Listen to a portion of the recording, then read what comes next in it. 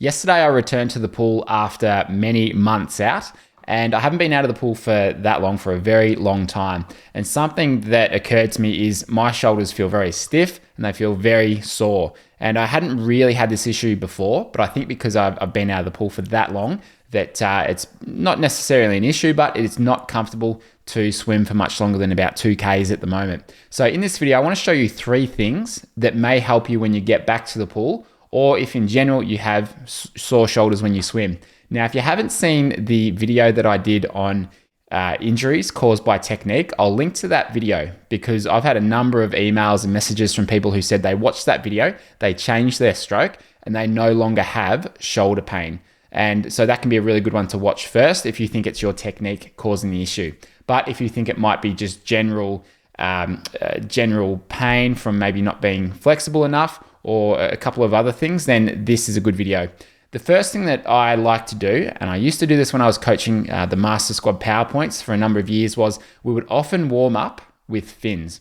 So as you get a little bit older, you generally get a little bit stiffer. If you're training in the morning, some of you are training at 5 a.m., you need to have a decent warm up really to have your shoulders feel somewhat comfortable. And a good way to ease into it is to do your warm up with fins on. It's going to take some of the load and some of the pressure off your shoulders, especially for those early starts. If you're kind of waking up, maybe having a coffee and rocking straight up at the pool, you're probably not warmed up enough compared to, say, if you're doing an afternoon session. So at least 400 meters with some flippers on, some good fins like the DMC fins.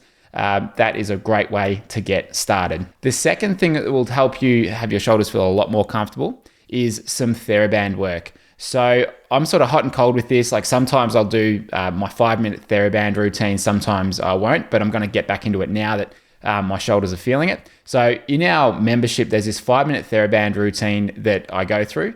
And this is what I was doing in the lead up to the Rottnest swim when I was doing not a huge amount, but like 30 to 40 Ks a week, had no issues at all with my shoulders. And I put that down to a large part down to this theraband routine that I was going through every single time that I was training. And so if you haven't got a theraband, the red therabands are ideal.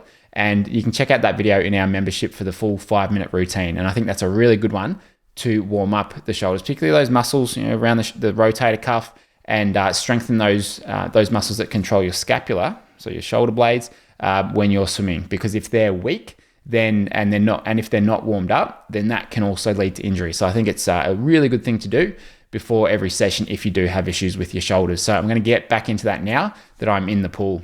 The third thing is obviously mobility. Many of us are very tight through the shoulders, and it can mean that when we're getting into some of those good positions when we swim, it can put a bit of pressure on through the different phases of the stroke. And if you don't have the range of motion, then it's not only going to cause you some pain, but it's going to impact your ability to maintain the right technique. Now, we did this course a couple of years ago. It was called the Art of Triathlon Swimming. And in that course, I had physio Helen Walker. She's worked with a number of Australian swimmers and Olympic gold medalists. And she took us through the tests that they do with their elite swimmers. So there's like some mobility tests that they do. And then she talks about the range of motion that we want in those different tests. And then she took us through the corrections for some of those tests. So I'll play for some of those at the end of this video for you to see. I'm going to show you 2 of my favorite tests, and then just a couple of the stretches there that can help you. And if you want the full thing, just check it out inside our membership, which is inside the Art of Triathlon Swimming video course, which is inside our membership there. So I hope you enjoy this video. And this is a really good way to take some of that pressure off the shoulders if you know that it's not technique, if you know that, look, just generally you're sore. I had a mountain bike accident about a year ago. And since then, my right shoulder's had a few issues, and I'd never really had that before. So now I've kind of got to take better care of it by doing these strengthening exercises, by warming up a bit more with fins, and by just making sure that my mobility is on point. Because if it's not, then I tend to get this pain. I know a number of you have had accidents on the bike where you've got the same thing at the moment. So hope you enjoyed this video. If you know someone with shoulder pain when they swim, feel free to share it with them. I'd love that. And make sure you like the video and subscribe to the channel if you're not already. Thanks for watching. So what we're going to be doing is running through with Clayton some of the flexibility tests and how much range you require, and then later on a little bit on how to go about improving these movements if you need to. So the first step, Clayton, I'd like you to tuck your thumbs in under your armpits, and we're going to look at Clayton's high elbow position. So lifting the elbows out to the side. And what we'd ideally like to see is an angle of about 140 degrees or so from here to here. So Clayton's quite good there, but if we look at the right side compared to the left, we can see this is a little bit lower, and we'd be asking Clayton to stretch this side more so that we can even up his flexibility. Last test, and perhaps one of the most important, is the streamline test. So I'll get you to roll over onto your stomach. To do this test, get you to just move down the couch a little bit and lying down with your chin down on the couch, eyes forward. When we're testing here, we get the arms extended and the thumbs linked together. You can do this test at home on the floor, and the idea here is to keep the chin in contact with the floor, the chest, the hips, the legs down, and lift your arms up then, Clayton, as high as you can go. And once again, and just chin forward, cheating a little bit there. So keep that chin in line, and we can see that Clayton's getting a nice angle above the horizontal. So, and relax, and I'll just repeat that again, lifting up. This is horizontal.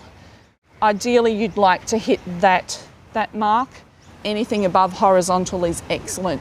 Note there that Clayton's keeping the rest of his body down. So it's selective flexibility through this area, reflecting that Clayton has good length through his lats and his pecs and really good strength through the back muscles. And have that underneath your shoulder blades here. So mid-back, and streamline arms, reaching over. So I want you, Annabelle, just to check your position and scoot up on the roll other way a little bit.